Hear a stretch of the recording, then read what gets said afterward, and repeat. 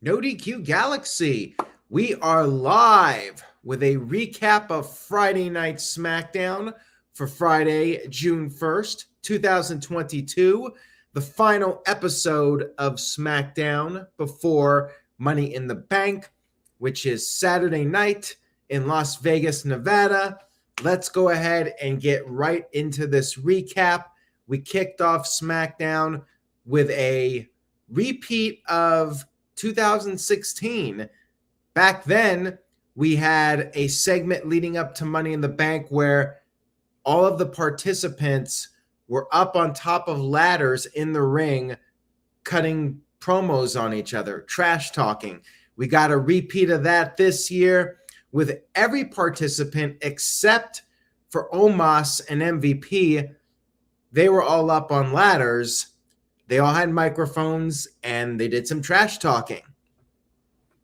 You had Michael Cole and Pat McAfee right there at ringside explaining the rules, and then Seth Rollins started to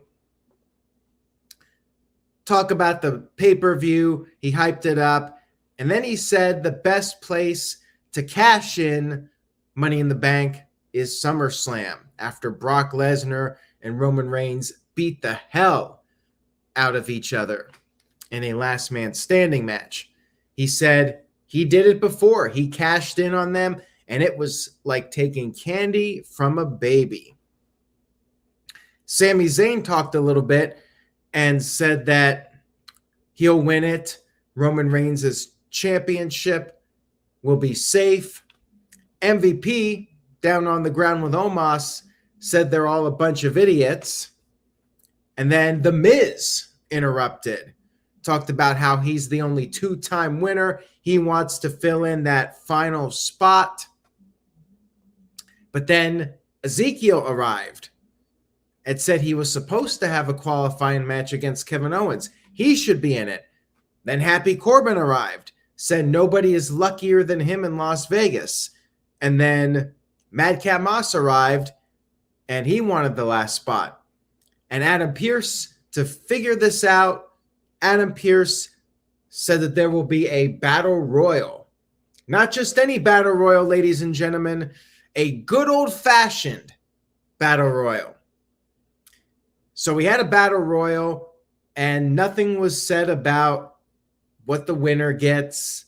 Will one of the guys not in the match get in the match if they win? It was never explained. All they said was it was a good old-fashioned battle royal. We had the battle royal, which was a pretty good match. Funny how they do a battle royal the same week AEW does a Royal Rampage, Royal Rumble style match. I find the timing of that very interesting. So Omos was dominating the early part of it, but he got eliminated. He had eliminated several people. He eliminated Ezekiel, Madcap Moss, and The Miz, and Rollins just eliminated himself. However, you had Riddle hitting Rollins with an RKO on the outside of the ring, and then Riddle was trying to eliminate Omos, and you had Sheamus and Drew McIntyre working together to dump Omos over the top rope. Crowd was very much behind Riddle, and they were also chanting bum-ass Corbin. Riddle hit the bro to sleep to Sheamus, and he was doing Randy Orton's moves, but eventually Sheamus was able to eliminate him. Riddle was out. Crowd was not happy with this. Sami Zayn and bum-ass Corbin were working together, but then Zayn accidentally hit Corbin with a haluva kick by mistake. McIntyre built up some momentum, eliminated Sami Zayn.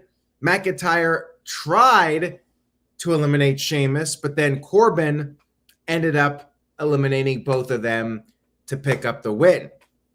Did Corbin get added to the match? Nope.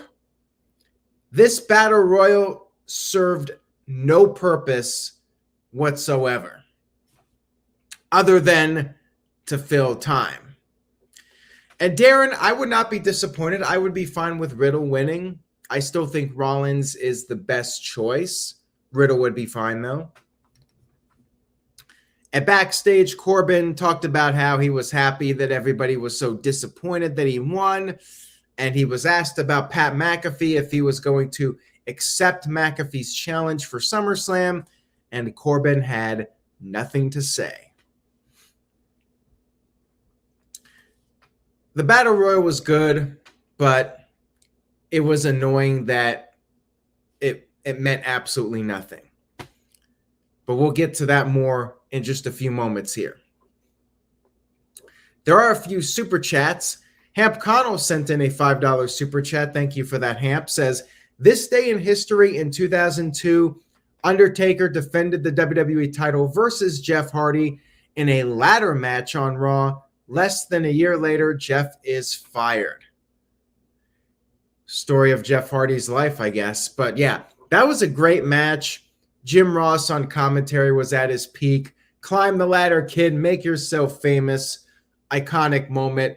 And maybe did more to get Jeff Hardy over than almost anything he had done other than the ladder matches. And that was a ladder match. But in defeat, that match elevated Jeff Hardy, and Undertaker giving him the seal of approval as a heel. That was pretty significant.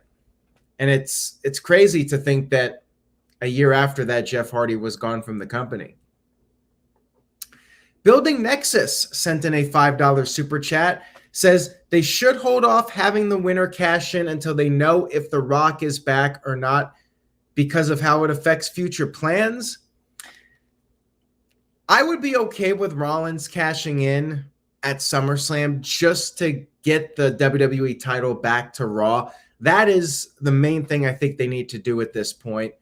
If anything, the women Money in the Bank contract needs to be lengthy as far as that person holding on to the briefcase and waiting to cash it in, because the last 2 years, nothing happened.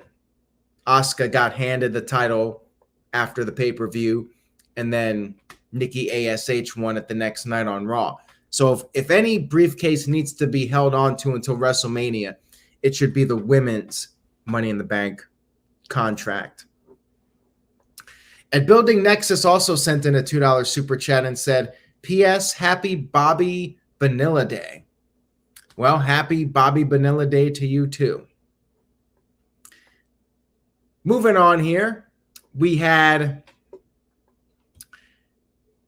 Ronda Rousey and Natalya in a video package, just basically recapping all of the stuff going on between them. Nobody really cares. And then Natalya cut a backstage promo, blah, blah, blah. Gonna tap out Ronda Rousey. Yeah, right. Not gonna happen. Then we had the New Day up against the Viking Raiders, or at least we were supposed to have a match between these two teams.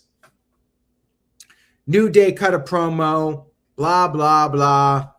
The Viking Raiders last week ruined their good time, blah, blah, blah. Xavier Woods said they're going to be dangerous now, just like the Viking Raiders. Viking Raiders were introduced. They are the new vicious Viking Raiders. They should be the psycho vicious Viking Raiders, if you guys get that. But anyways, they came out there with shields, which I kind of like. Hey, Drew McIntyre has the sword. Viking Raiders have the shields. Feels like the Legend of Zelda here on Friday Night SmackDown. A fight broke out. Ivar and Eric ended up using the shields to beat down New Day. And sure enough, no match. the eyeliner, Psycho Vicious Viking Raiders with the shields got the upper hand, and that was that.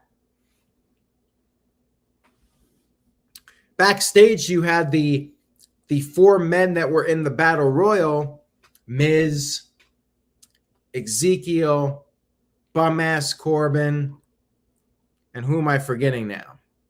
Wow. Oh, Madcap Moss. The four of them were backstage, and they said that, well, Madcap Moss said that he was happy to be there. He was just happy to be there, which, gimmick infringement. We all know Big G is happy to be here when he's on the No DQ review. Adam Pearce ended up making a four-way match for the main event, with the winner getting the opportunity to be in the final spot for Money in the Bank. Why not just do this right off the bat? Why did you do a Battle Royal? What was the point of that? You should have just made the four-way match right on the spot. Like, seriously. Then we had a 6-woman match with six of the participants in the match, the women's Money in the Bank ladder match. Asuka, Liv Morgan, Alexa Bliss versus Lacey Evans, Raquel Gonzalez, and Shotzi Blackheart. Becky Lynch arrived on commentary, did her usual gimmick, and it was a very basic match. More time filler here. In the end, Liv pinned Shotzi with the Oblivion. Liv picks up some momentum heading into the pay-per-view or premium live event. I'm thinking more than ever she's not winning it now. Liv won on Monday. Liv won on Friday. I don't think she's winning at Money in the Bank. But hey, if I'm wrong, that's a good soundbite. We had, after the match, Becky Lynch coming in, and she hit Asuka with a manhandle slam and then ran away. So there you go. Match did nothing for me as far as hype for the pay-per-view. But hey, it should be a good match. And I'm hopeful that whoever wins it will hold on to it for a while. Backstage, Sonya Deville was mad about not being in Money in the Bank, and she said she filed a formal complaint about Adam Pearce, and then she slapped Pearce on top of that. Good for her, I guess. We then had the Usos and the Street Profits in the ring with Kayla Braxton for a Q&A. The Usos were asked about what happens if they lose, how Roman Reigns is going to react. They said they're confident and they're running all the damn shows. The Street Profits said that the Usos are only running to the grocery store for Roman Reigns. Kayla Braxton then asked the Street Profits about rumors she heard that the Street Profits are not getting along. And Montez Ford was like, where did she get that info from? The dirt sheets? He actually said dirt sheets on SmackDown, which I definitely got a kick out of. Street Profits said that everything's good with them, and the Street Profits era will begin at Money in the Bank. And then the two teams stole each other's catchphrases. Usos said they want the smoke. Street Profits said they the ones. Promo was, the delivery was good, but it was kind of just a filler segment. Again, not much smoke to it, so to speak. Ooh, Jose Garza said, how did the Profits not ask the Usos where Naomi was? Yes. If they really wanted to make this an edgy segment and get people talking, they should have had Montez Ford say, hey, where's Naomi lately? To get the big oohs and ahs out of the crowd. Missed opportunity. All right, so next up, this was an interesting one, folks. We had Max Dupree introduce the Maximum male models. Finally, after all of these weeks of teases, we finally got MMM. Not MNM, but MMM. And it pretty much was MNM without Melina. You had Mace, Massey, and Mansoor, whatever the hell his name is now. They came out there. You had all of the flash photographers, just like Eminem's entrance, but we got no Melina doing the splits. So kind of lame in my opinion. I think this faction is going to die a brutal death in terms of just not connecting with the audience. It just feels like it's going to flop hard, but we'll see. Maybe I'm going to be wrong on this one, and maybe they'll turn chicken S into chicken salad. But yeah, this was kind of lame in my opinion. Moving on here, we had Ronda Rousey backstage cutting a promo. I guess Natalya got the age of Ronda's daughter wrong by like a month, and Ronda Rousey had to call her out on this. So this is the final build-up for their match on Saturday. Lame. And then we had our main event, which makes sense, but they did not need to do that battle royal to get to this. Miz versus Ezekiel versus Madcap Moss versus bum-ass Corbin. And we had footage shown from Logan Paul officially signing with WWE. And Miz was just laughing at it, basically. Corbin dominated for a good part of it. He chokeslammed Ezekiel on the announce table. After the break, Moss hit the punchline to Corbin, but it was broken up.